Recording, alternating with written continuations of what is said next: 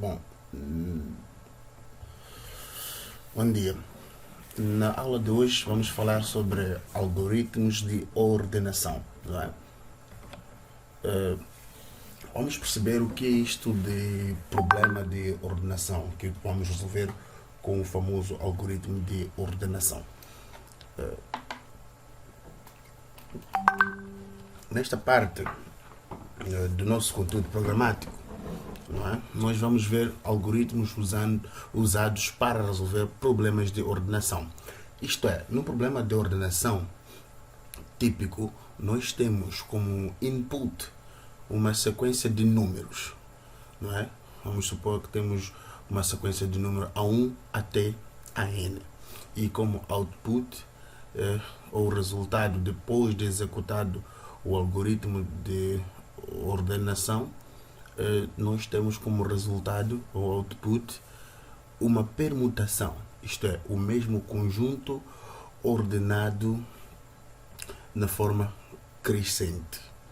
Aqui, o algoritmo, o problema de ordenação é o problema em que vamos supor que temos uma lista de nome dos estudantes que não está ordenado. Nós precisamos colocar em ordem ascendente com base em cada primeiro nome do estudante, ou combinação do primeiro e segundo nome do estudante. Aplicamos um algoritmo que se chama de ordenação para resolver este problema. Este é um dos exemplos da vida real. Se bem que em ambientes reais, da forma como iremos ver nesta aula, os algoritmos de ordenação não são necessariamente usados da mesma forma. Por quê? Porque raramente necessitamos de ordenar números isolados na vida real. Mas, na prática, não é? Os sistemas possuem registros, não é? Que estes registros são identificados por um key, como o mesmo key que devem já ter aprendido na cadeira de base de dados. Por exemplo, o key de banco de dados, que pode ser, este key é um valor numérico que pode ser utilizado para colocar os registros em ordem, por exemplo. E o restante do registro é chamado de dado satélite. Um outro exemplo é uma lista de compras enumerada. Nós temos a enumeração da lista de compras em ordem crescente, serve para nos indicar a ordem pela qual queremos efetuar a compra. Então, o algoritmo de ordenação não foi desenhado especificamente a pensar em problemas de aplicação da vida real como eles são. Então, a criação do algoritmo de ordenação, do mesmo modo que vamos aprender na aula de hoje, ignora esse aspecto, focando-se apenas no problema de ordenação, de uma forma geral.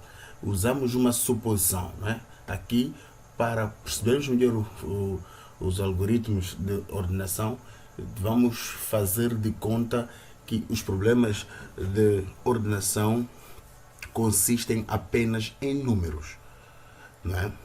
Todavia, a conversão deste algoritmo que vamos pensar, ou que foi já pensado neste caso, com base em números apenas, pode ser convertido em um algoritmo que se aplica em problemas reais. Então, por que precisamos ordenar?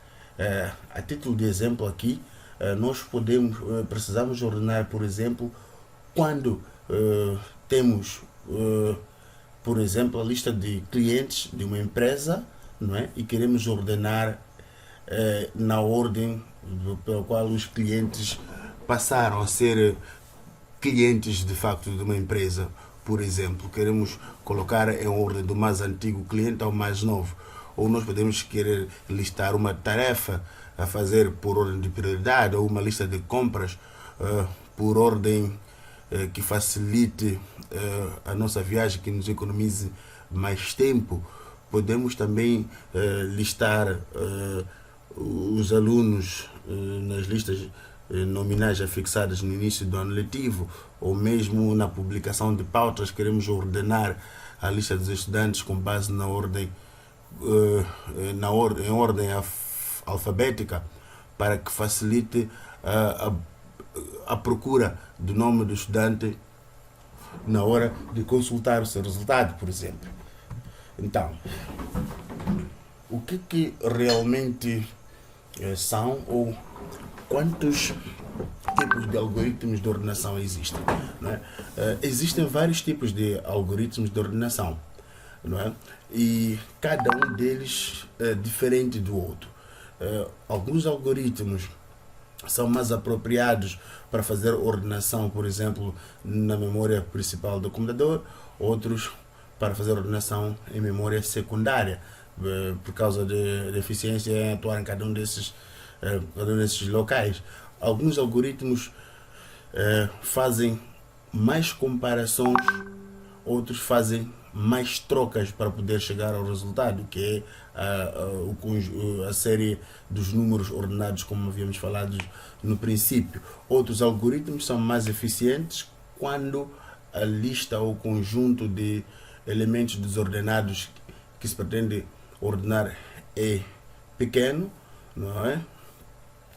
Ou os outros também são mais eficientes quando essas listas são maiores. Uns são mais eficientes se os números estiverem muito próximos da ordem correta, por exemplo, e por aí em diante. São diversos algoritmos de ordenação de diferentes atores.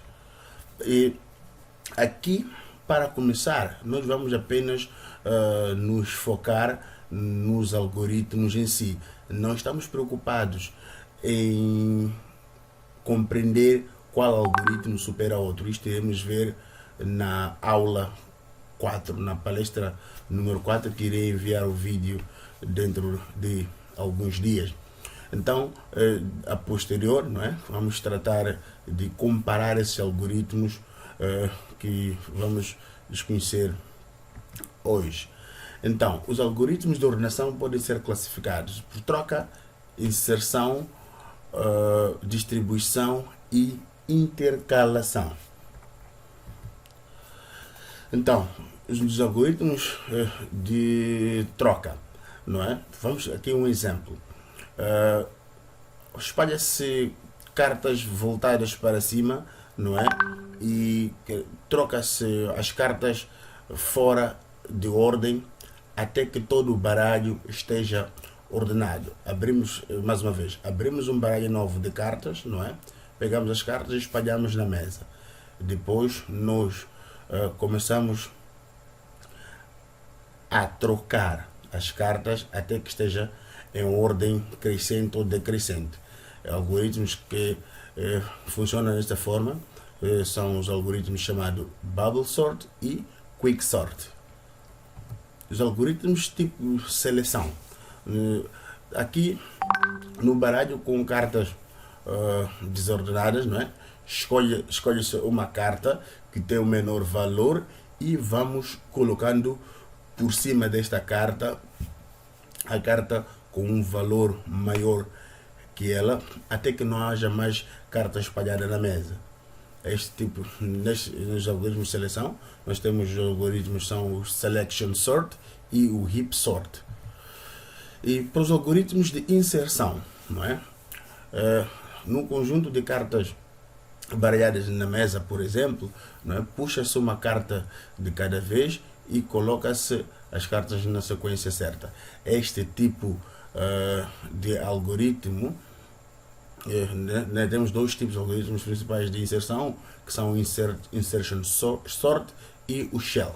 Aqui vale a pena lembrar que pode ser que haja uma semelhança na forma do algoritmo de seleção, mas não confunda. Essa semelhança é apenas na percepção.